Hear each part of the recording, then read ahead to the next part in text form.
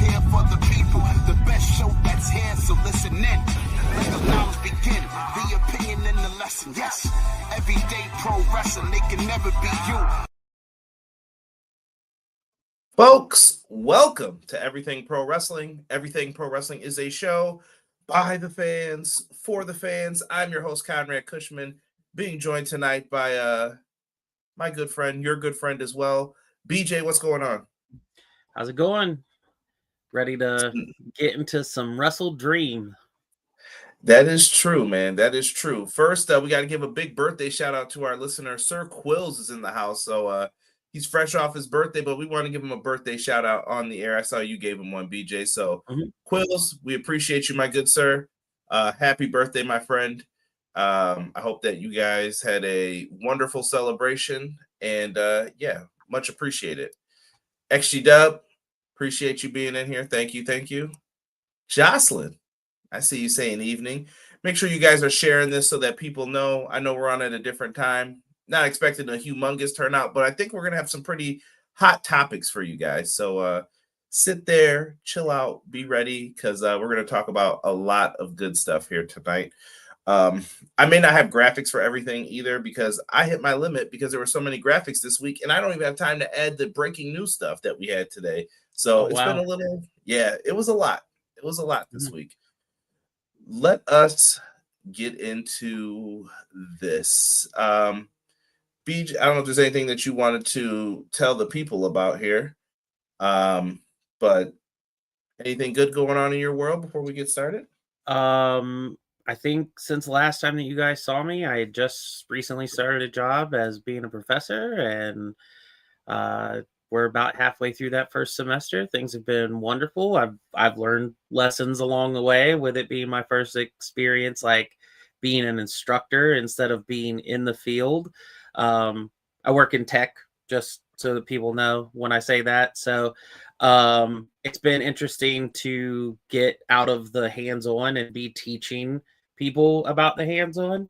But it's been a lot of fun. And I wouldn't say we're in smooth sails quite yet, but every week we're getting closer and closer to this feeling like natural. So I love it, man. Always good to hear that, Beach. And that's why we call him the professor around these parts. So yeah, make sure. Look at that. Now I got everyone calling you Professor Beach. Zach, thank you. He said it's National Sports Day. I always appreciate these, Zach. Always interesting. Doug says a Dynamite review on Thursday. Conrad, BJ, chat, teach me. Teach him how to Doug. I'm not gonna take Sean's thing. You are gonna hit the dance, the little. Yeah, I'm not gonna teach him yet. But speaking of Sean, after this at 8:45 tonight, I'm going to be on Hubbard Wrestling Weekly. We're going to be talking about, do wrestling resumes matter? I don't know. We're going to get into some breaking news stuff with whatever's going on. I have not listened to the Tony Khan media call. I don't know what's going on today. Like, it was a busy day at work, is what I'll tell you guys. Very busy. T-Berg, man, welcome, man. What's good, gents? Dynamite was good last night. I'm hoping they can grow the audience in the future. Yeah, that's what I really want to get BJ for, are some roundtable ones, and maybe I'll start using these 3-hour Dynamites to do that if this is going to become a regular thing, and then we'll make this like the roundtable episode going forward. If you guys like that, tell me that, because we got some stuff. But we're probably going to fly through Dynamite in Collision, just so you know. I'm sorry, go ahead, BJ. I cut you off. Oh no, I'm just saying I would be cool with that for roundtable.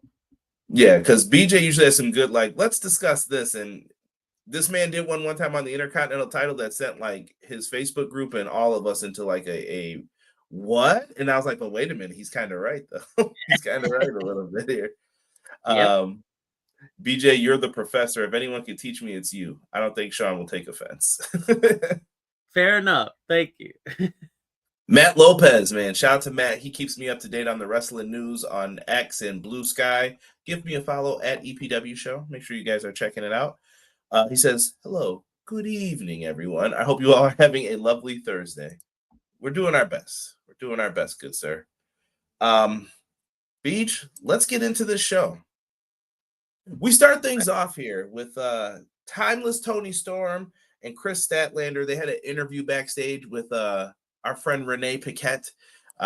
Stuff was flying off and jackets, everything was happening in that one. What'd you think of the angle? And then we know eventually they made it out to the ring and it got to blows. I'm very intrigued by the timing of all of this because they gave us a red herring in maybe Statlander joining the Death Riders, which I liked. They gave us a surprise in Statlander winning the 4-way the way that it happened.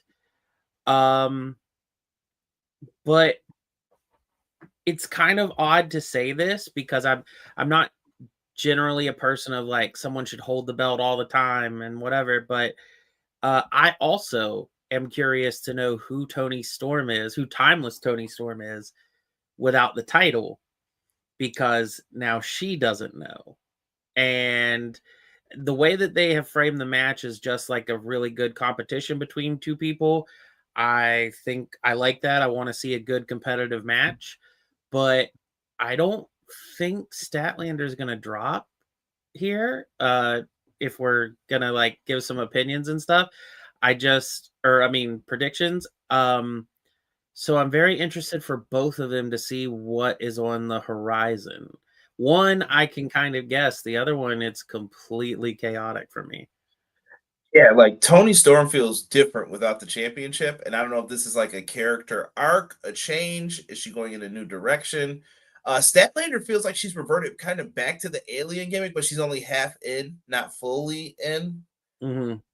With the attires and like I don't know what that thing is on her eye. I don't know what to call that. It's like face jewelry, I guess, that she's wearing. And I was just like, oh, interesting. Very interesting. And Matt Lopez, good point. Tony and Chris have never had a one-on-one match. And I loved that they used the 4-way. This is the correct way to use a 4-way, people. Not to protect people, but she pinned the champion in the 4-way. And does that protect them? I don't know. I guess that depends on how you feel as a fan. But I was just like, that was sweet. Okay, cool. Yeah, it was a shock. Yeah, so now you're wondering what's going to happen. Very true. Quill says he enjoyed the segment. It was practically who's going to take the first shot, Storm or Stat. Yeah. Very, very interesting stuff here. And like I said, I'm sure we're going to delve more into some of this stuff as we move along and get into it. Next up, we had our first match of the night. It was Claudio Castagnoli versus Roderick Strong. This is straight out of kind of what you wanted SmackDown to be in like 2019, but here we are today and we're getting it now. Two workhorses that I think are underappreciated for the company. Yeah, I agree with that. And it's very interesting that you brought up the SmackDown thing because I think about like talents on both like promotions, multiple promotions, but I'm talking specifically WWE and AEW. When I'm observing talents who maybe aren't getting shown the spotlight the way that either A, I feel they deserve, or B, just right now because we're loaded down with talent, would they be better? Would they be featured more? Would they be utilized more in the other company? And that thought came across my mind, not with Claudio, but with Roddy, knowing what the Undisputed Era was and where things are right now, because we still don't know things with Adam Cole, and is that gonna continue, or how is that gonna segment what the future looks like for him? And I could see under WWE now them making Roddy a bigger deal than they would beforehand, because they did in NXT. But would they with everyone else that they have in the 5-match PLEs? You run a risk there. Yeah. But I don't think he'd be utilized better. I feel like Roderick Strong is someone who he's best in this tag team he's in. I've always said this. Mark it down. I will look into this camera. I said it when it was NXT even still happening. Kyle O'Reilly and Roderick Strong are a better tag team to me than Bobby Fish and Kyle O'Reilly. I know Fish and O'Reilly, people love them, and I did too. I'm going to second that. They were way better. That was the best Undisputed Era tag title reign. They were just crushing it. And their matches were phenomenal. Roderick Strong is a workhorse, but I just don't see where he was gonna fit in. Like when they did the cruiserweight stuff, I thought that was good too, but I was just like, this works here, but I don't see it working on the main. Like, and Mhm. that's what it turned into for me for a lot of it. Kyle O'Reilly, the cool Kyle thing, I didn't like that really, but Kyle O'Reilly's fantastic, and I think he just fits best in a tag team. And they're in personally, these guys should be your Ring of Honor tag team champions. And I'm talking about they have a stranglehold on the tag titles, and you could do something with it because I think the current tag champs feel a little weird right now. I'm not gonna lie. And Yeah. and there's news on that too that we're gonna get into. And I'll Mhm. bring it up when we get to that match, but Absolutely. unbelievable. What happened in this match? Who won? Claudio gets the win for his team. I was dealing with like audio issues, and not because of the HBO Max. It was my TV. I had to like unplug it. It took me and Derek like 2 or 3 matches to figure out what was going on. I'm like trying to reset remote, new batteries. I'm like, what's happening? And then Derek was like, let's try this. Unplugged the TV, plugged it back in, boom, worked. And I was just so mad. Um, I actually normally when I'm watching, I do on HBO Max, and when I watch on like PC or whatever, or the app, it's normally fine on my TV and stuff. But I was watching it for the first time on my iPad, and it was like every time they came back from commercial break, the audio just disappeared for a while, and I would have to like go out and refresh. I don't know what that was about, but that is still uh HBO, a WBD thing. It's not a AEW thing, but I hope that they don't have as many hiccups and stuff like that, especially when it comes to like pay-per-views. We do have to tip our cap, BJ, since the last time we did this. They were able to tell people this time, like, don't forget to switch over if you're on HBO Max. I was like, thank Yeah, you for doing this. And I hope people didn't think I was being sarcastic when I said it. No, I actually meant thank you for doing it because like people just don't know. They just right. didn't know. Yeah. Big mistake, man. But so you brought it up before when we were just talking about AEW here for a second. So I feel like it's fair game right now to bring it up. What what do you think right now in what's the word I'm looking for here? As a whole, what do you think right now of basically number one, what AEW is doing, like as a product? Are they doing something wrong to you? And I know they got smashed on like the ticket sales and things like that recently, and I know people are going to find things, and rightfully so. I think that AEW lying about the attendance, this is stupid stuff to lie about in this day and age. But I Mhm. get why they were doing it. It would have got them a little extra cash flow in the pocket, which helps you Yeah. get more wrestlers. Blah blah blah. But what are your thoughts right now of AEW as a whole? Um, it's it's gonna sound odd to say this, but they're in 3/4 of their stride and 1/4 of rebuild. And what I mean by that is you abruptly had two of your biggest and top stars in Swerve and Will having to go and take time for injury. This coming off the heels of the Danielson retirement. Um, year after year, you're losing people who you're making big focal points. Kenny was out for the year, as well as Danielson. You see what I'm saying? Like it's consistently 2 or 3 really big names that you're really heavily pushing that are finding themselves out at the same time. And they do a very good job at like putting people back in and making people feel important and credible and things of that nature. And so I'm fine with that. But the other 3/4 of like the card in the show, I feel like they really are hitting a stride right now. I think situationally, things are still rebuilding from from the major struggle of a few years ago. And I'm just talking about momentum rebuilding, not company rebuilding, not storyline rebuilding. But I do think they're on the upswing, and I honestly think that there are a few moves that WWE are making that are ultimately going to help AEW on that upswing. And so I think if I were them in this situation, I'd just keep sticking to what I'm doing right now because I think it's working. Yeah, I definitely think focusing on yourself is humongous. Like, I think that's one of the better things that they can do. And I'm sure we're going to get into like what are the good things that they're doing, what are the bad things that they're doing. We'll talk more about that as we go through the show. Don Callis family, the segment with Okada. This is the I pressed the wrong button, and everyone thinks this is hilarious because he cut off Konosuke Takeshita's speech. And while we're here, I say we bring it up and talk about it too, because the news doesn't stop. King of Pro Wrestling happened this weekend in the world of New Japan. This seems like a whole nother world. Zack Sabre Jr., Konosuke said, I won. I'm cashing in my title shot early. I think I can beat you. So let's do this. Well, ta-da! As I said, that Konosuke Takeshita will win this.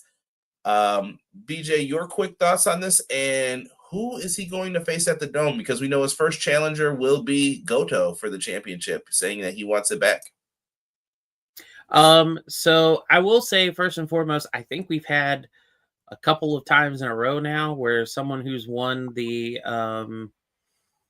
G1 has cashed in early. Yeah. I don't want that to be a continuation. I don't want that to be a constant thing. I know New Japan's in their own place and trying to rebuild, but 2 years in a row, I don't like that. It would be one of those situations where, are you trying to Money in the Bank, for example, when Money in the Bank was at Mania every year and people could hold out. I think if this is a weird take, but I think if Mr. Kennedy had gone through with what they were initially going to do and have him hold it all the way until Mania with that countdown, I honestly think that would have happened a lot more. New Japan kind of did the opposite and made that be the precedence. And so now that they're not doing that, it feels awkward to me. That being said, I like Takeshita as the champ.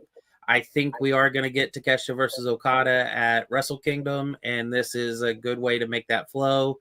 And I'm really excited to see that match. Right? Would Roddy leave Marina behind for a WWE run? I don't know about these days. Maybe, maybe not. Rob said, "Same. Get your life together, WB." See, I told you. He said he had the same issue you did with the audio, but I didn't have that. That's weird. I think injury. You know what I did have? So the screen would be black for a second, and I feel like whoever was transitioning just did it horribly. I'm like, what? Yeah. Wow, okay. So maybe if that's what you guys are referring to, maybe that's it then. But I think the injury bug has hurt a lot this year. Yeah, Ospreay, Swerve, Jay White, OC. I noticed it a lot last night. I was like, they could use a lot of these guys right now. Clown, welcome, man. Appreciate you. If you guys are in here, don't forget to, elbow drop that like button, whatever you guys want to say. Appreciate you. How is Okada going to hate on his fellow countryman Takeshita like that? Oh, the beef is real. Honestly, that's what I think is the Wrestle Kingdom 20 match. They should do it there. I don't know if it's going to be a series or what, but I would like that. Look at my man, HW Weekly. Sean Hubbard in the chat. What's good, Sean? Let's post up those socials. Let's go. Jen Carter, welcome. D Rich in the house. I knew you were coming in right in time for some Claudio. Appreciate it. Oh, yes, and Taz did go successful shoulder replacement surgery. Good for Taz. Hopefully he's getting well. I'm going to say Naito got some stem cells in his knee and his eye fixed. Man, don't mess with me. Don't tease me on Naito coming back and being like not the Naito of the last year. Yeah, if them stem cells work, bro, I'm gonna be all for it. You're just gonna be I want you to see this man. And I want you to see how he was moving, and then now. I will say this, and it's not a I say this in not a negative light because I wish him all the best and I hope that he heals well. But if Naito comes back like that, I'm glad he will not get the chance to face Ibushi. Oh my goodness. And we're gonna talk about him too in the news. Just wrenching stuff here, man. Yeah, and I'm sorry, I'm looking for graphics at the same time. If you're ever wondering why my eyes are darting, do you see ZSJ going to AEW or WWE eventually? I could. He was great in the Cruiserweight Classic too.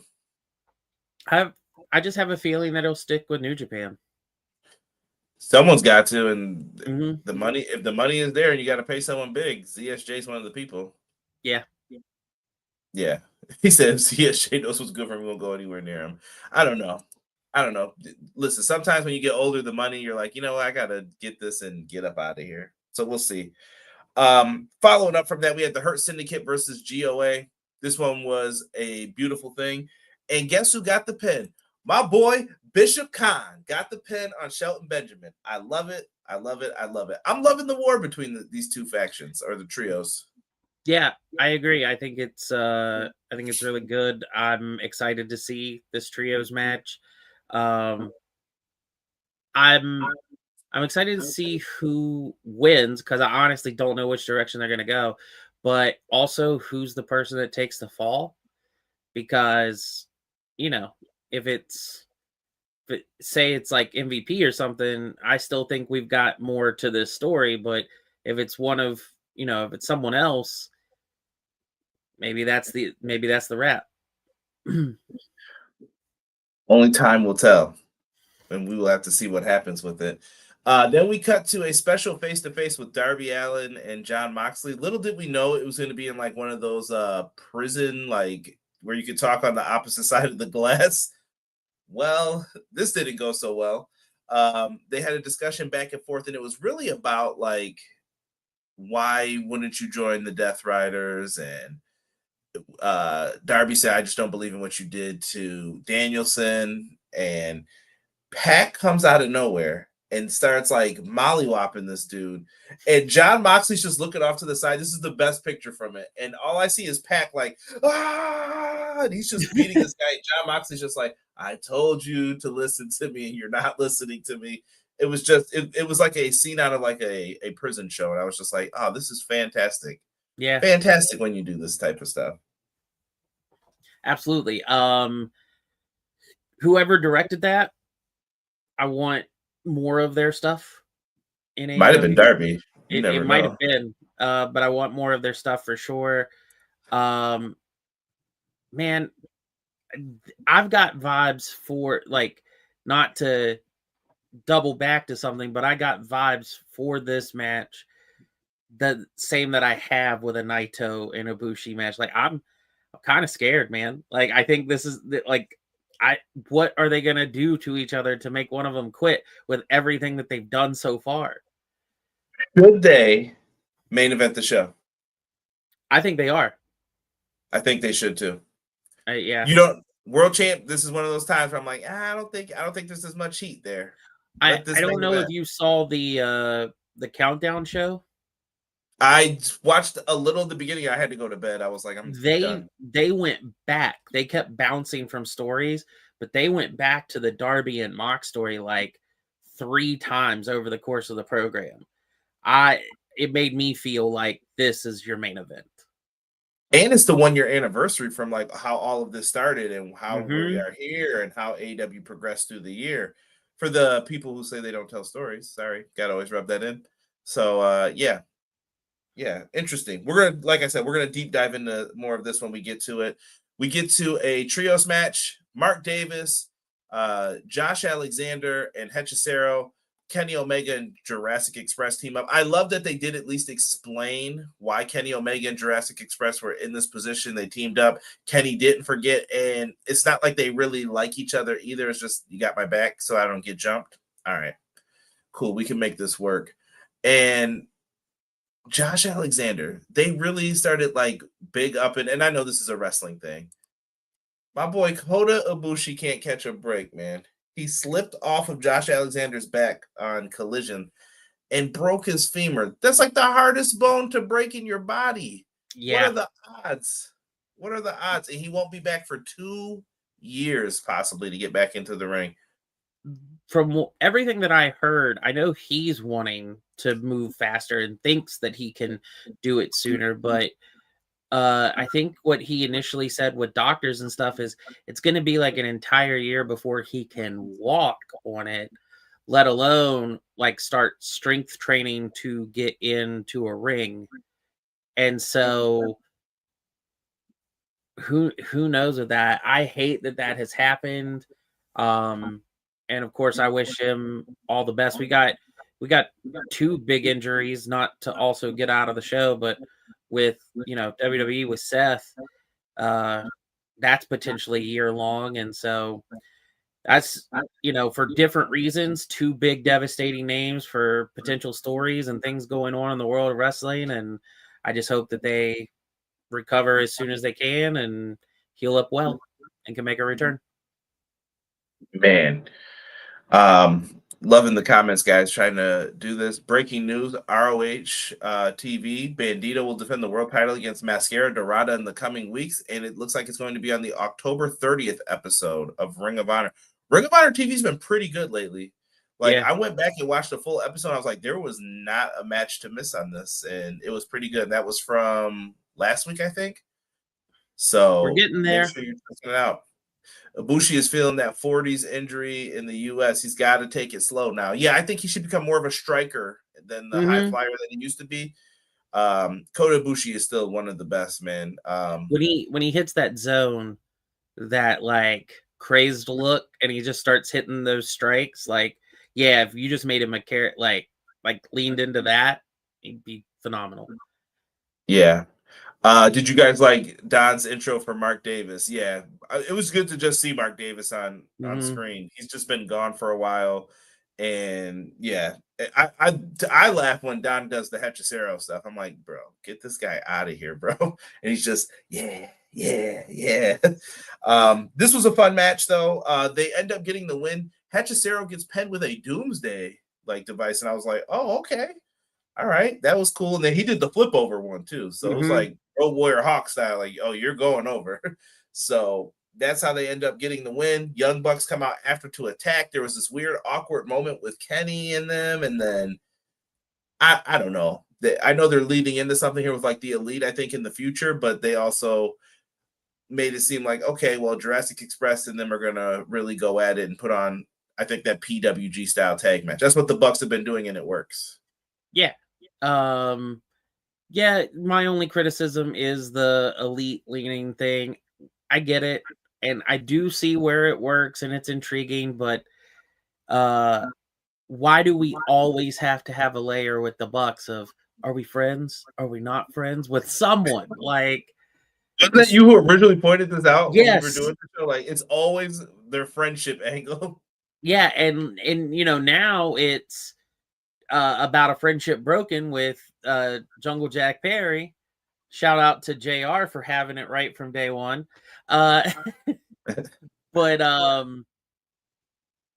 still got to pepper that Kenny stuff in, and it's like, come on, like, we don't need it. We don't need that right now. Right? Are they teasing a face turn for the Bucks? Possibly. And I do like that the 500K is on the line for the pay-per-view match. Like I said, we're going to run through all of this again. Next up, we had Sky Blue and Jamie Hayter. Ayo. This match was, I liked it. I had a lot of fun with this one. This is kind of my sleeper match of the night, I thought. I thought it was one of Sky Blue's best bouts. I don't know if you feel the same way about it, but Jamie Hayter got the win. We got a Thekla promo after just saying, like, impress me. And that's it. Simple storylines for wrestling matches. What do you know? Yeah.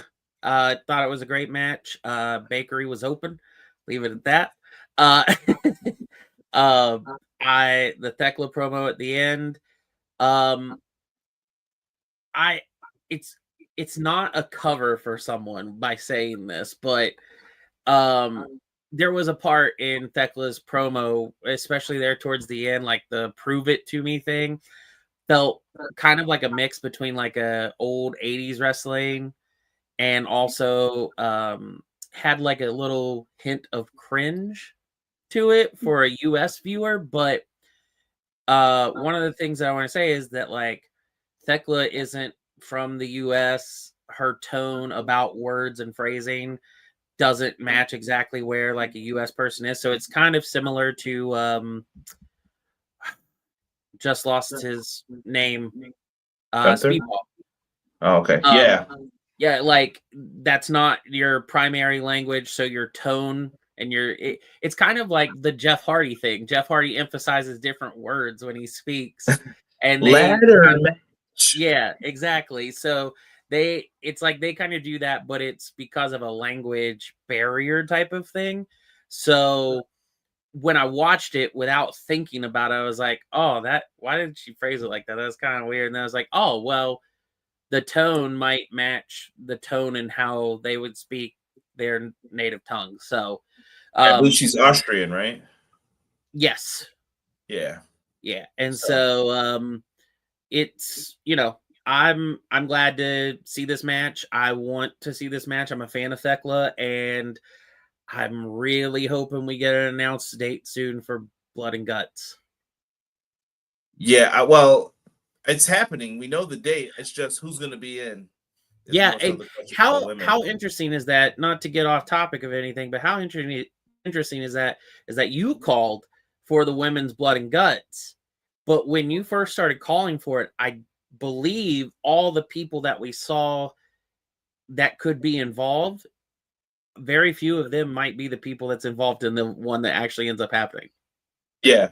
Yeah, very odd. And you're talking about the first time I called for it, like years ago? Mm-hmm. Yeah. Yeah. It's not even anywhere near the people who I thought it could have been. No. But I'm happy for them, though. I'm hoping that they do give this shot to people, and it gives people who don't have championships a chance to make history. That's why it's important that we're getting these women's tag team titles. I love that we're just talking about it. Like, there's a tournament coming. Tag titles are going to be crowned eventually. It's happening. I like that, and I think that's something maybe cool to have. I don't know if you want to do it in C2 season, but they might have to. But something is there for it, and I think it's really cool that they're getting women's tag titles. And there's going to be more on that for the Tailgate Brawl when we get into that. Next up, we had Hangman Page on commentary talking about the hem of a man, Samoa Joe, Powerhouse Hobbs, and what was it? Was it the Christmas ham? Christmas ham. He said. Yeah. Shout out to our friends on AEW Fan Hub. They had put up a photo about it. I said, don't you dare start teasing me with Thanksgiving season around the corner. Don't start right now about ham. And LFI, in this match, BJ, Roosh gets injured. Drake Listico ends up getting choked out by the Coquina clutch. But I think the bigger story here is Roosh he popped his elbow back so he could do the other part of the match. And I was like, okay. Not bad. Like, Roosh is committed. LFI is weird because they just do stuff sometimes. I'm like, why did you guys do that? And then there's other times where they're just like, yeah, whatever. I don't care. We got suspended and we're off TV for a little bit. And then there's other times where I'm like, Beast Mortos is just awkward. Like, he had the glasses on. And I just was like, what? Why is he wearing those? I just started laughing. And I was just like, okay. Yeah, I think it works. I'm concerned about the Roosh thing, especially for what story they seem to be portraying in ROH with him. I hate hope him that Sammy's tag champs. I hate it. Yeah.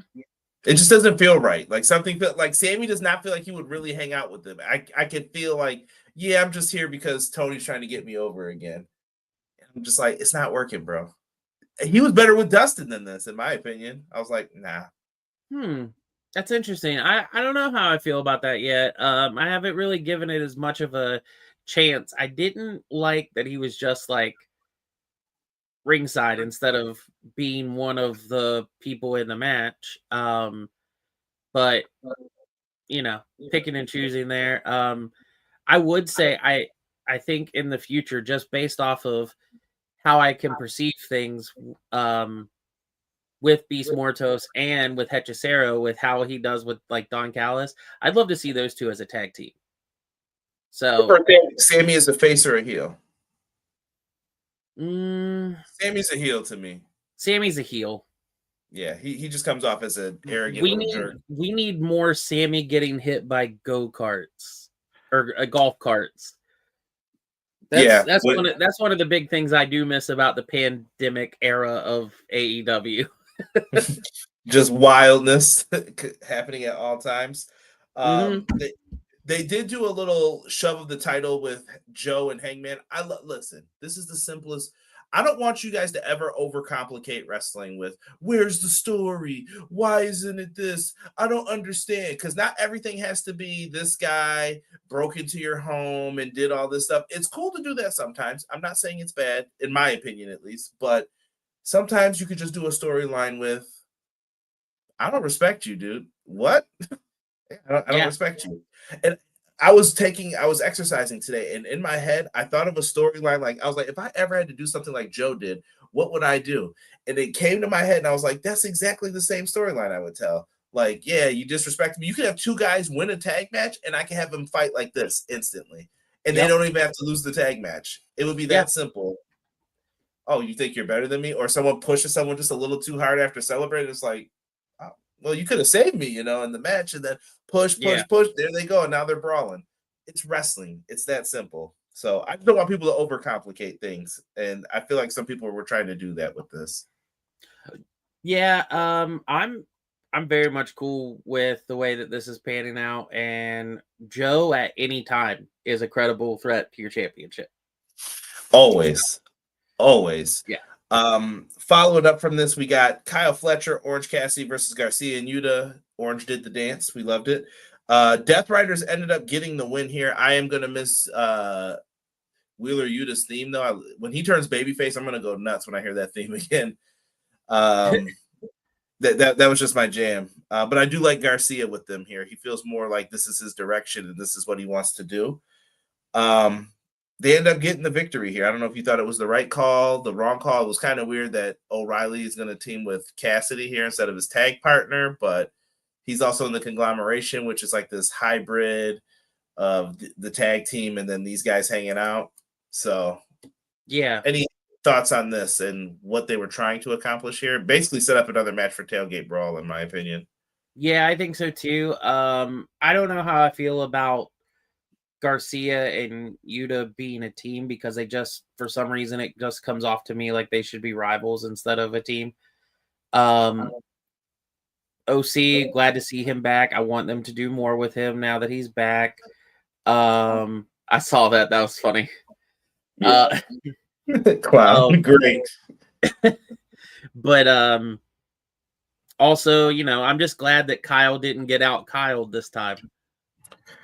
Yeah, no Kyle getting out Kyle always comes out on top. That's right.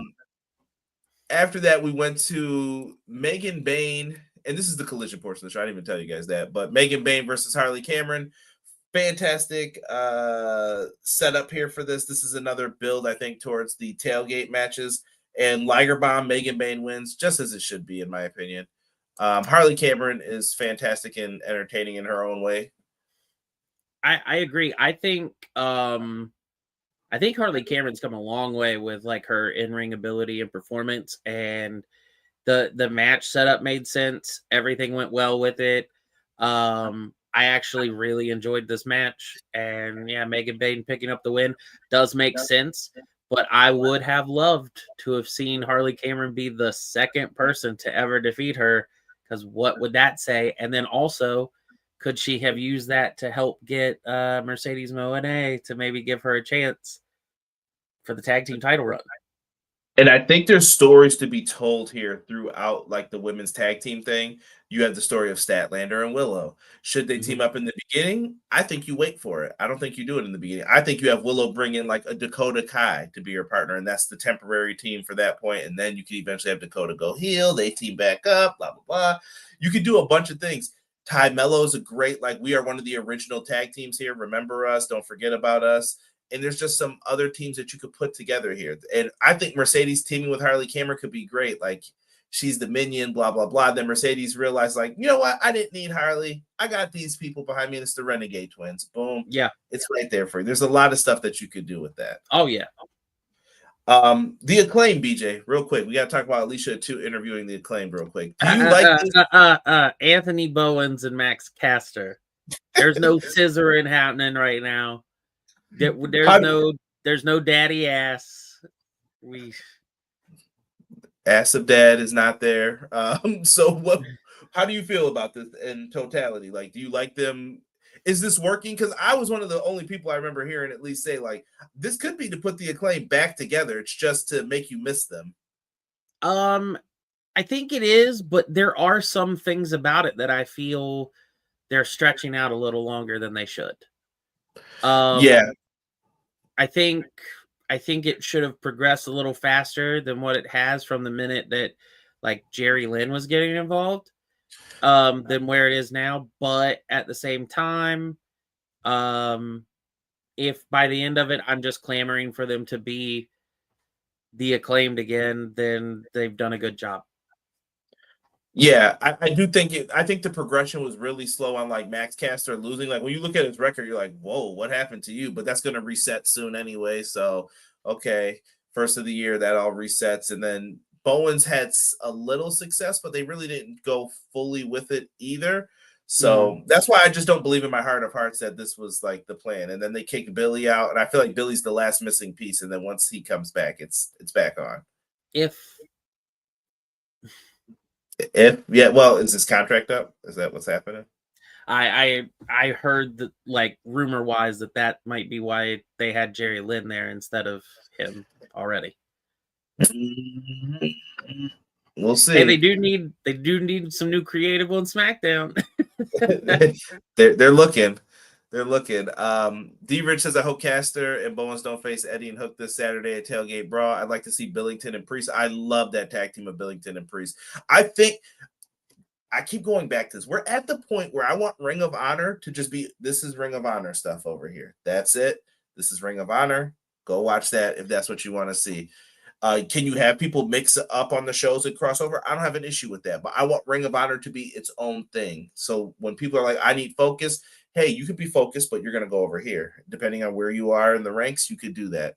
I rarely see Megan cut a promo. Is she with FTR and Stokely now? No, I think it was just an alliance for temporary reasons. So Mercedes and Harley could be the reason of Stat and Willow teaming up. I think they'll be the reason that they don't fully get back together when they could have. Yeah.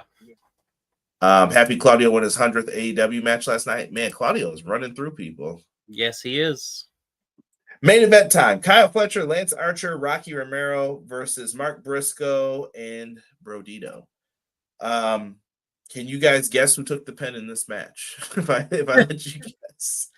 Rocky Romero eats the froggy bow, and then I believe, was it Brodito who got the pin on him? Because Mark Briscoe and Kyle were battling to the back. Yeah. Baby faces win. You think it's all good. They battle to the back.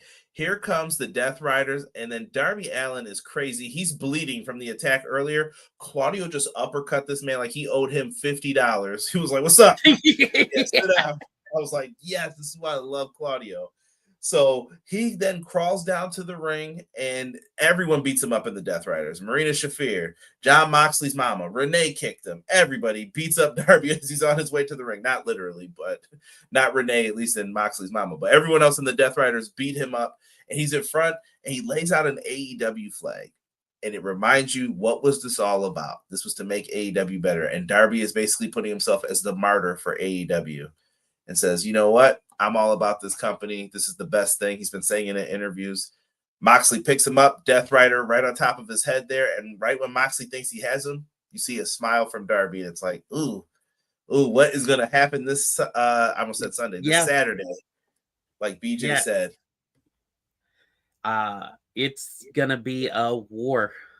And I have my opinion when we run down that. But yeah, this was a great last little segment to help with the extra layer. Darby has no friends in the locker room. T-Ferg, remember that. I have an idea for a possible finish, depending on which way you want to go. Remind me, though, because I don't want to forget. In the news, shall we? Jay White tweeted out at some point today at, it looks like 3:15 p.m. Ready? Jay White, don't tease me, dog. I need I almost called them Bullet Club Gold. I need the Bang Bang Gang fully ready. That group is going to be nasty once they get everyone back. You'll have the Guns.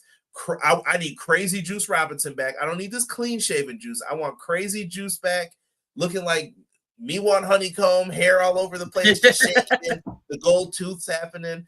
I want Jay White up elevated into that upper like title mix, and then dude, Ace Austin being there, dude, this dude could be your Ring of Honor champ yesterday. He's been ready. I was so aggravated in how long he stayed in the tag team in TNA for that. I was like, dude, him and Chris Bay are both ready. Please, this should be a feud for the world title with these two at this point. Mm-hmm. Stop this Yeah. mess right now. So I'm happy, and I hope that he does come back. Yeah, me too. I want to see that. I just saw someone suggest them versus the Death Riders. Honestly, I'd like to see the Bang Bang Gang versus the Hurt Syndicate. That could be fantastic as well. Mark Briscoe is my Jey Uso to Hubs. When MJF wins the world title, Mark needs a Mick Foley world title run. I wouldn't be mad at that. I would not be mad at that for Mark Briscoe. I'm scared for the I Quit match. That's crazy. Someone said I'm scared. Yeah, no, I feel it. Yeah, D Rich, thank you, man. Appreciate you. Definitely check us out on audio if you haven't. We're on Spotify, Apple Podcasts, Amazon, YouTube, wherever you guys go. Definitely make sure you're subscribed and listening to us, and leave a 5-star review. And last thing before we get into the pay-per-view real quick, Andrade contract saga, bro. Beach, let's get into this real quick here. Mm-hmm. So the last news that I heard of today, hold on, I have to read from my other stuff. I hope you guys trust me that I'm not making this stuff up. But new TKO contracts have a clause where if you are fired for cause or breach, there is a 1-year non-compete. The older contracts had this, but it's standard now. This is the holdup involving Andrade, according to Brian Alvarez of Wrestling Observer. Yeah. I'm gonna say this is bullshit. This is bullshit. Pure bullshit. You can't tell someone they can't work somewhere for a year, BJ. Right. Yeah. No. I fully think that not for AEW reasons, not the inter-promotional turmoil there, or but I truly think this is their retaliation on Andrade. Andrade wasn't happy where he was, wanted to get out, found ways to do so. And they said, oh, okay, yeah, that's cool. And then said, actually, you see this fine print? We let you out, but we're going to contest that. And you violated it already by showing up. Like, see, here's the weird thing. I think AEW is too smart for this. When he said he wanted to come back, I don't think Tony was like, drop everything. Sure, yeah, you're great. Like, let me see your contract. What did it say? Okay. What happened over there? Why did you get let go? All right. And I'm sure it was like jazzed up, but he's like, are we clear here? Like, I think there's like a clearing process that you have to go through. Yeah. So why did Andrade think it was okay? He has to have lawyers. I mean, the dude has flair in part of, like, you know what I mean? Like, in his history. They are not going to do something foolish like that. So I would hope that he still has those same lawyers. Maybe he's doing stuff on his own and he messed up and they didn't check. I don't know. But something just doesn't smell right here. Why did he show up and think it was okay? And AEW thought it was okay. And now it's like, oh, it's not? Yeah. That's weird. Yeah, something's very odd there. And it's kind of derailed this whole storyline where people are like, where's Andrade? And all those people who complained and yelled at Tony, I didn't see any. Tony, I'm sorry I accused you of this. I didn't see any of those today. It was just Tony's fumbling with Andrade again. Like, dude. Yeah. You don't know what's happening with all of this stuff. And I want people to be smart about this too. I'm about to give a great example because I was talking to some friends and I had to bring this up. WWE released why he got released from the company, like wellness violations and stuff. And everybody's like, oh, why did AEW hire him? Number one, they probably didn't know about it. Number two, why aren't anybody mad that WWE didn't do anything about it? He never was suspended. No. I guess that doesn't matter anymore, right? So that just quietly has been brushed to the side. I just don't understand. And should these guys be healthy? Yes, I want them to be.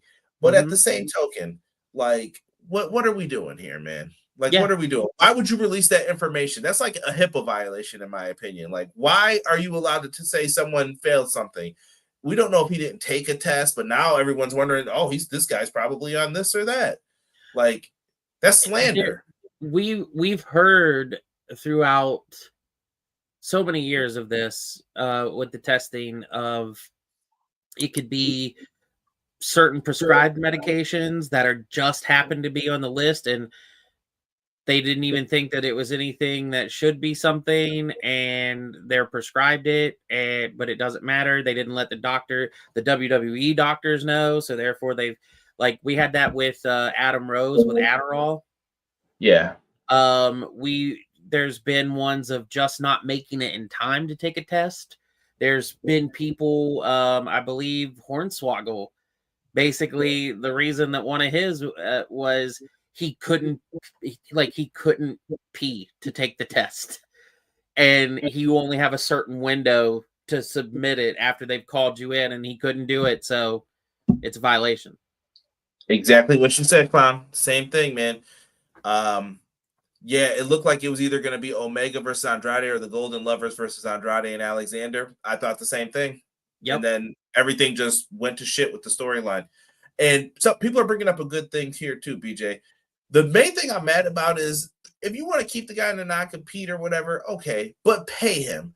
If he's not being paid and you're saying he can't go somewhere, bro, this is bullshit. Like, I would be mad about it.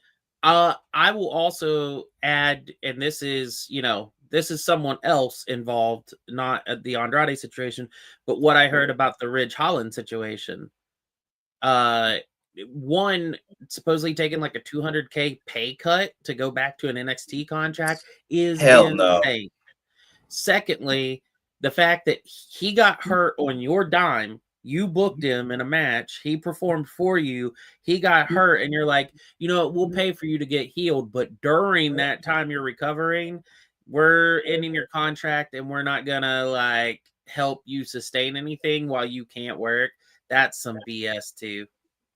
Yeah, I think that the corporate greed is gonna really show up with some things, and people are not gonna like that. Yeah, I'm just not a fan. Take care of your people. Yep, at the end of the day. And I get it. Like, people think like people should honor contracts. I'm gonna take Tony Khan to task for this too. Danhausen, let him go. Let him go. Yeah, man. Yeah. You're not gonna use him, then he can go. But yeah, it's just time to end all this pettiness and the foolishness when it comes down to this, because we had a great moment for fans and it's been taken away. So yeah, who are we really helping? Who did this all really serve at the end of the day? I agree. And my last thing, independent contractors. I want to just bring this example up real quick. Mm-hmm. I want people to look up the things that make you an independent contractor off a checkmark box. And I'm just saying this as someone who has like taken business for years and years and years. And tell me if you think WWE wrestlers are employees. When they implement dress codes, got to wear a suit at the airport. When they tell you certain things, BJ, I'm a plumber and you're my boss. Imagine if BJ said, you're going to go and clean those pipes, but in a suit. No, I'm not. You can't tell a plumber that, because they're an independent contractor, and I'm going to wear a shirt and jeans when I go in there because I'm going to get dirty doing this. And if BJ said you're going to wear a shirt and jeans, great, but I'm also not going to do that if I wanted to wear a suit that day. I can go in there and wear a suit if I wanted to. It's my suit. It's my problem. Right, but if you're a part of my Mario Brothers plumbing agency, for the Mario wear the Brothers outfit. Yeah. Right.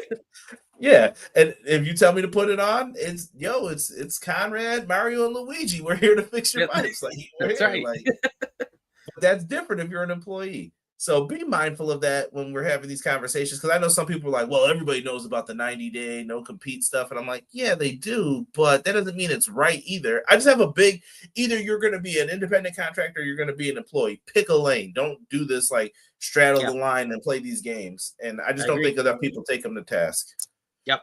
All right. How great would Danhausen be in the conglomeration instead of offering Mark Briscoe front teeth? Yeah, that would be great. Yes.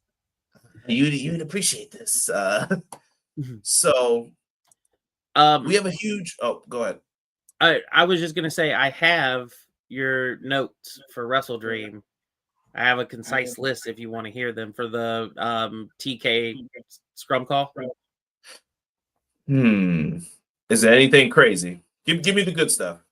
Of course, Tony Khan's still going to honor Antonio Inoki. When he was asked about the Andrade contract situation, he he basically non-answered, and he even had a follow-up question that was asked to him about it, and he had non-answer.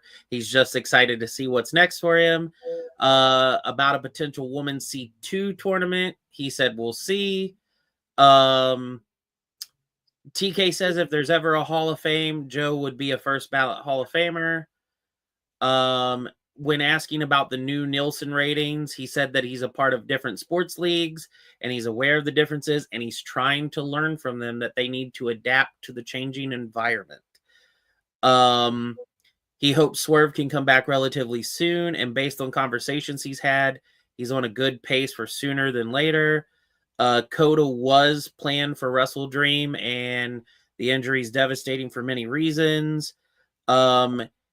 He said that they are leaning towards 2 Let's match a men and a women's this year. Okay, 2 blood and guts, you said? Mm-hmm. Okay. And he said that things have been undeniably changed for this Saturday, but he expects the show to be excellent, and he is making changes and, quote, going to try some things when it comes to this. So that's very interesting. And just for credit where credit's due, that was from Secret Panda XX on Reddit. Thank you, Secret Panda, wherever you are. Your secret is safe with me.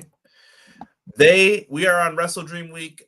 We are now waiting for the 0 hour to eventually begin, which will be on Saturday at 7 Eastern time.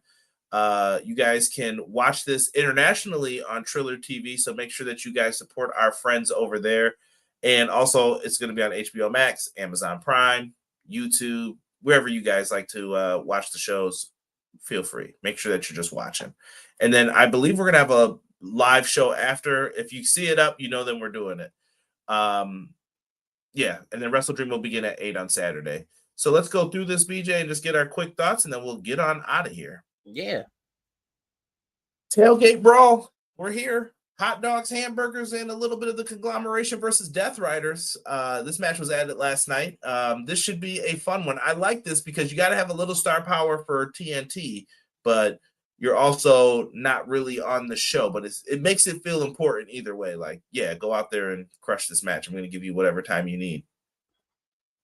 Yeah, I didn't see how it came off last time, so I haven't seen how like a tailgate brawl appears like on television versus I was there. So I'm like, okay, this is cool. Yeah. I think it'll do pretty well. I think the last one did pretty good too. I'm gonna say that the guy who looks like he eats no burgers and hot dogs, Pac, is gonna be the one that pulls out the W for his team in this match. Yeah, and shout out to my guy Tomohiro Ishii in this match. I think some people are going to be getting chapped a little bit here in this one. Oh yeah, Orange will be a lot of fun in this match too. But Pac has been phenomenal, and his new old school wrestling attire, I fear for people. Yeah, Pac looks like a whole different person, and it makes me feel odd whenever like I'm watching him now. I'm just like, that man is a marvel for so many different reasons. For sure. And BJ, while we're here, I know that you have brought up some things before with Kota Ibushi. It did change the cards. How do you feel about Kenny Omega right now? Like, should Kenny Omega be like pay-per-views only? Or are you okay with him just like one Dynamite match, but he's not on the pay-per-views? That's an interesting thought. We know that Kenny's on limited time. I would love if not exactly how WWE has booked the Cena run, but I'd love if we booked Kenny that way, but like hybrid it, make it a mix of give Kenny his dream matches, but also let Kenny have open challenges. So we get some, new names and young up and coming names showcased off against Kenny. And I think you could do that for 2 years without it getting stale at all, because people respect and honor Kenny and would let that just be the way out if that's how we wanted to go. Like, I'm talking like if you brought people in from other companies and stuff to wrestle him at times too, like this is the celebration of one of the best to ever do it. Yeah, and I would totally be down with how you just laid that out. I love that idea. Sorry, back to Tailgate Brawl. We digress. Eddie Kingston and Hook, they seem like they're a new tag team. I'm kind of okay with this for Eddie. I feel like that they could be even a trios if you add Ortiz to the mix and maybe even Dyanmite. Like, add some people to this, and maybe you guys have a little group here together. Maybe it's a group for Ring of Honor. But who do you think steps up and challenges these two for a tag match? That's interesting because at first I would have said LFI, but we don't know how Roosh is going to be with the elbow, and I would think that he was at least be one of the two. So, maybe we get break the walls down. What? What is he doing here? Maybe we get Big Bill. Big Bill and Brian Keith again. Yeah, they could. I was there when they whiffed on that last one. I felt bad there for that. But it was Keeks' first match back, so I wasn't trying to tax him after a horrific leg injury. So, yeah, you could do that. I'm just trying to think if there's any other teams that they could just go in there and just roll over. Yeah, a lot of people are saying Big Bill and Brian Keith. Maybe get a debuting team. I don't know. But give me Kingston and them for the dub as well. We move on to a women's tag team match. We're going to have Penelope Ford, Megan Bain versus Willow Nightingale and Harley Cameron. I say give it to the faces here and have Harley pen Penelope. I was just about to say the same thing. I want Megan to get pounced out of the ring. Pounced. And that leads to Penelope tossing her out, turning around, and facing the wrath of Harley Cameron. That's how I'd book it. Nice. I like it. Oh, yeah, people are bringing up, Adam Priest and Tommy Billington. That'd be good, too. All right. And this is the match I assume that's either going to open or close it, and I'd probably have this close it. And it's weird to see FTR in this spot, but like I said, you need star power on this. Mm-hmm. Stokely with FTR taking on Jet Speed. In what I think could be a fantastic match. I like Jet Speed as a team. They've grown on me a lot. Oh yeah, I like Jet Speed a lot too, but they're taking the L here. Shatter Machine, Big Rig, whichever you want to call it.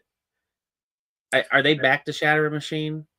Yeah, I think they went back to Shatter Machine because they're heels now. But if you call it the Big Rig, I'm not mad at it. I feel like that was when they were like coming in and they still had them doing like that mechanics type stuff. Because of what they are in the ring, but I think Speedball's taking the Shatter Machine. Yeah.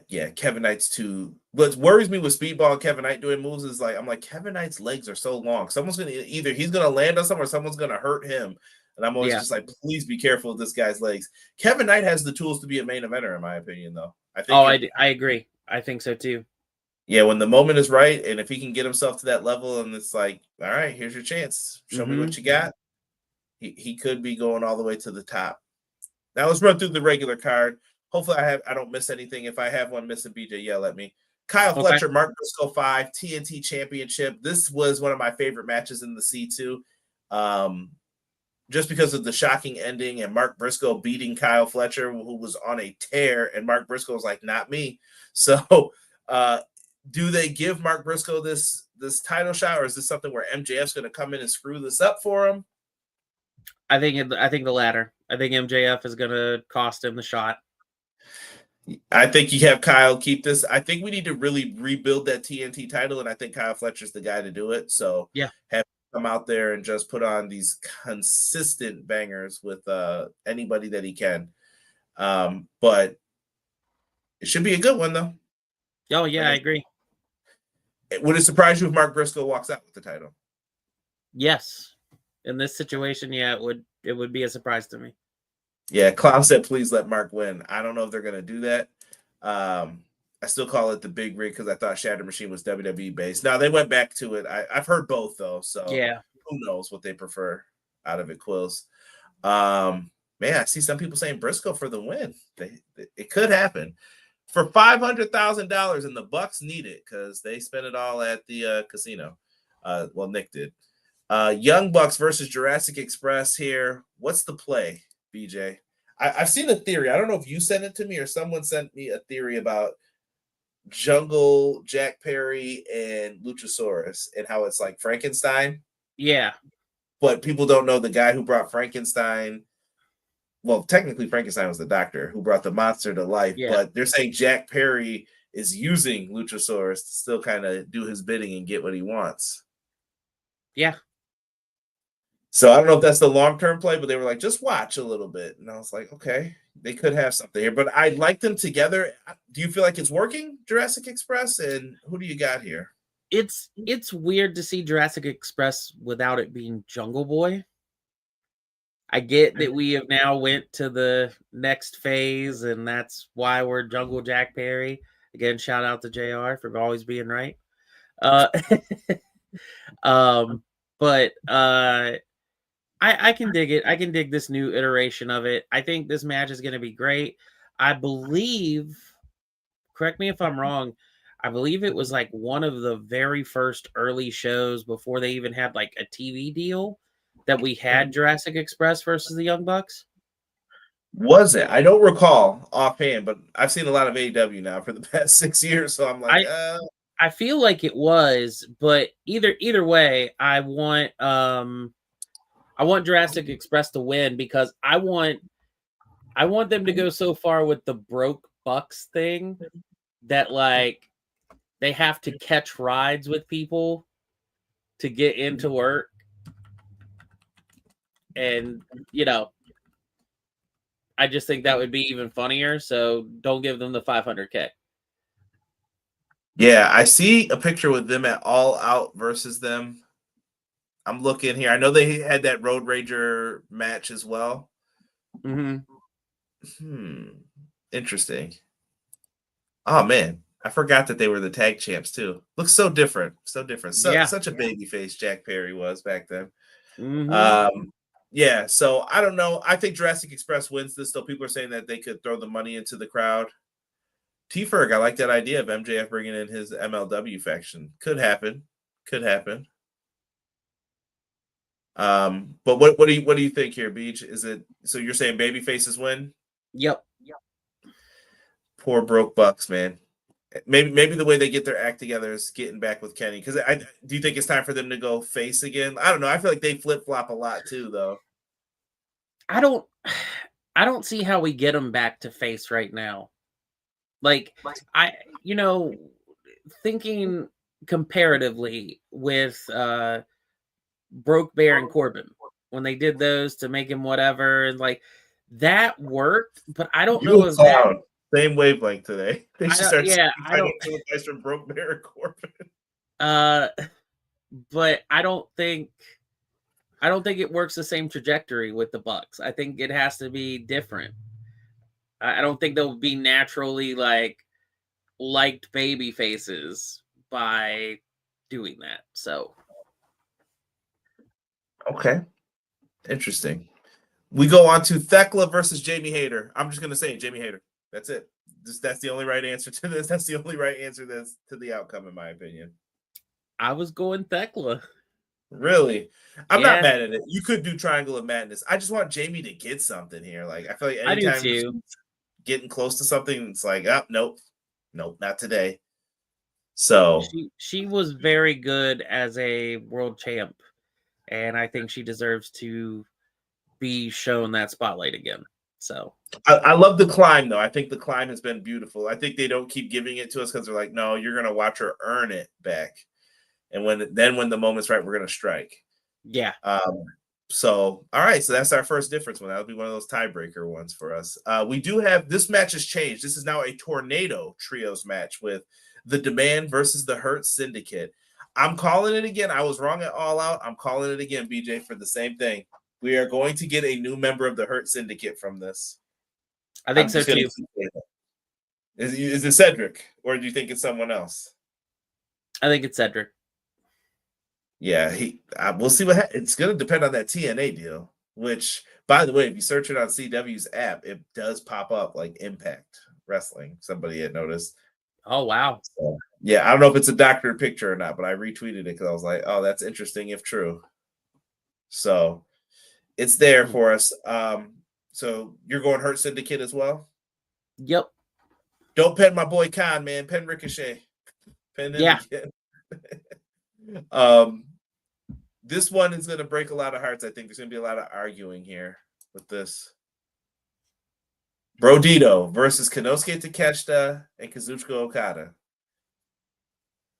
Oh, family. I don't know what time it is for this one. Brodito has been fantastic. I don't really want them to take the titles off. Now that I see Bandito's shoulders okay, I feel a little bit better. Because when he was injured, I had a lot of doubt. So I think you have Brodito win this one, and you begin the I don't like you. I don't like you either. Maybe they come to blows for the first time.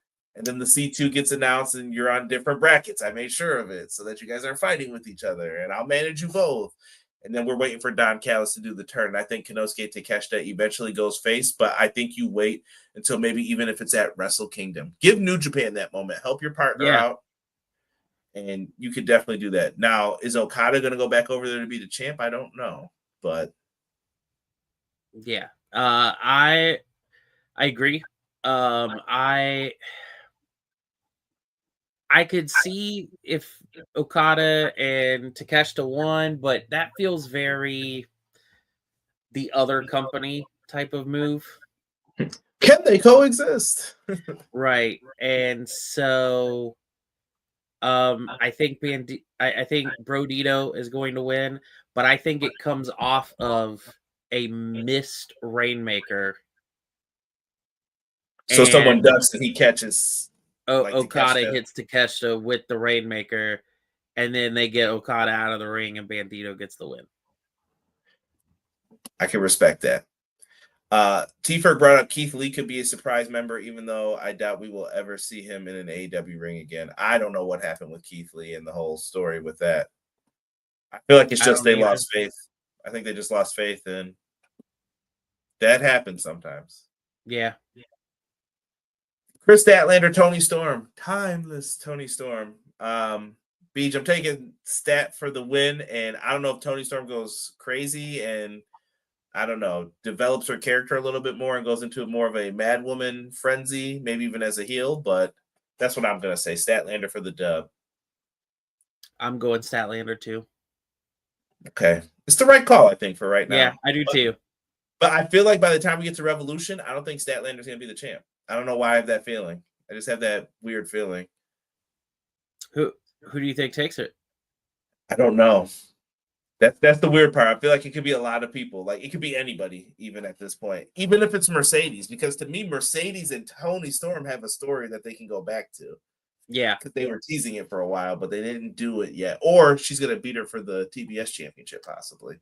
I don't know. And Mercedes isn't on this card. She's actually going to be defending the CMLL title against Persephone, one of Derek's favorites. Yeah. So can't wait. You can catch that on Triller TV as well. And then let's do the world title match. Hangman Page, Samoa Joe. I think this one's a foregone conclusion. Should be a good match. I love Samoa Joe, one of my favorites, but this cowboy shit must ride, man. That's right. Hangman's got to take that win. It's the Cowboy Redemption Tour. That's right. I'm looking forward to it, and I'm just looking forward to who they keep putting in front of Hangman. We still have that MJF contract looming as well. Yep. So, and then what we think should be the main event: Darby Allin, Jon Moxley. I quit match, sir.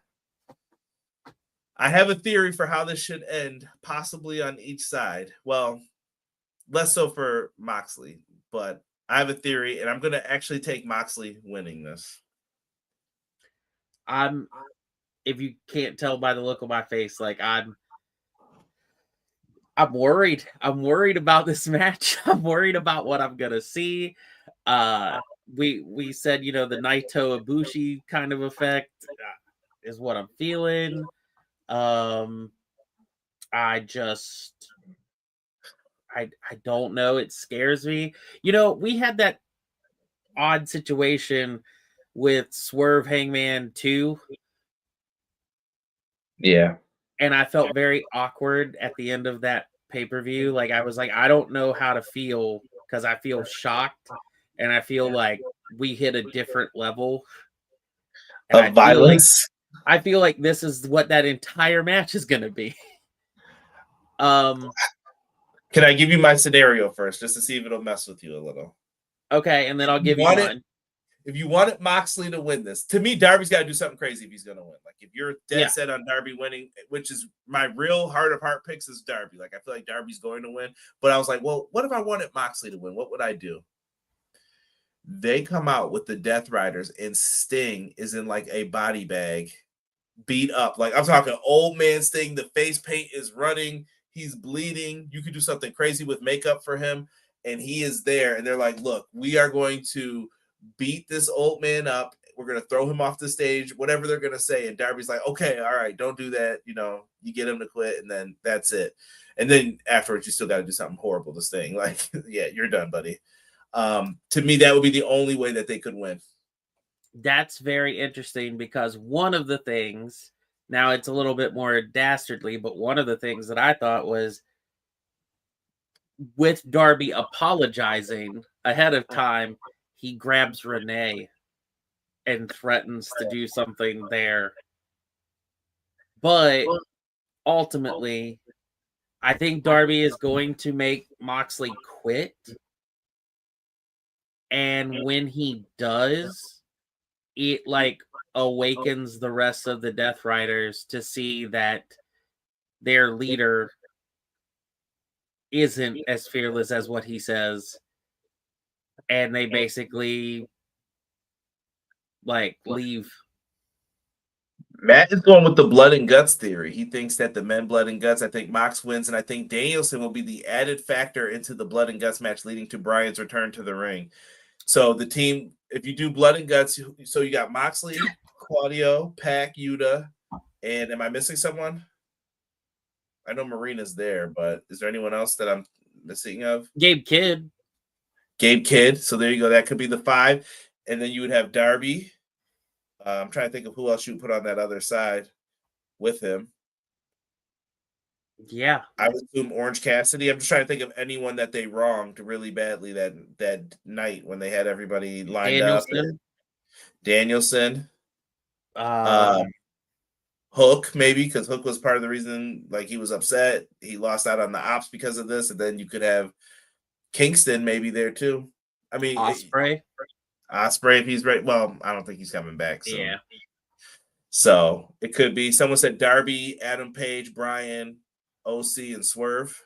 If you can get Swerve back too, this match should be called "I'm trying to go to prison" match instead of "I quit." Listen, I already had the GTA music on the YouTube Shorts with this, man. I don't know what Darby's about to do. I like Eric's comment, by the way, too. I wasn't saying to put her in a body bag, but I was saying, like, you know, Darby keeps carrying around that flamethrower. If Moxie's not afraid about being set on fire, what if he's afraid about Renee being set on fire? Yeah, it's the Rock and Roll Express. Ricky here with my tag team partner. We're going to definitely go out there and hit some drop kicks and put you up against that fence. Someone's going to jail at the end of this. He just yelled, put her in a body bag. Come on. Have a heart, man. Yeah, I can't wait for this, though. This is going to be a lot of fun, and we'll definitely enjoy it, man. I do want to leave enough time here for Sean, because we're going to go over there. But Beej, man, I thank you for coming on and doing the show. It's WrestleDream. It was good fun. I thank you, sir. Is there anything you want to plug, promote? You guys, Monday, 6:05, Clash of the Podcast. And obviously, check out all the reviews. And you got your merch shop, your newer one with new designs. Hey, yes, look at it's that. on Right there, ready to go. That wasn't even planned. Planned. Always ready, though. Always ready, man. Gotta cop one of these new shirts, man. When you guys, once those shirts are bought and I start seeing the revenue coming for it, that's what I'm going to use to buy the soundboard back. And once I have it, I will be able to upload, I think, unlimited amounts of sounds and help all of your souls for once I have all of that again. It's sitting there waiting for me. It has saved Derek. But BJ is one of the best. Thank you so much for doing the show with me. Thank you for having me. Make sure that you guys are subscribed to the channel. If you haven't, check out all of our cool videos like Cool Kyle, and make sure that you guys are clicking on them and check out some of the past stuff in there.